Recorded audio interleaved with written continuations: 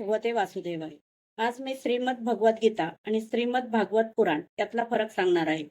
श्रीमद भगवत गीतेमध्ये कृष्ण व अर्जुन यांचा संवाद आहे. यामध्ये मुख्यतः कर्मयोग, ज्ञानयोग व आत्मज्ञान सांगितलेले आहे. कृष्णाने अर्जुनाला यामध्ये उपदेश केला आहे. तर श्रीमद भागवत पुराणात कृष्णलीला, भक्ती आणि समर्पण कथात्मक रूपात वर्णन आहे. यामध्ये शुकदेव मुनींनी परीक्षित राजाला कथन केले आहे. परीक्षित राजा म्हणजे अर्जुनाचा पुत्र अभिमन्यू आणि अभिमन्यूचा पुत्र परीक्षित. हे दोन्ही ग्रंथ व्यास महर्षींनी रचलेले आहेत व दोन्हींमध्ये श्रीकृष्णाला सर्वोच्च मानले गेले आहे.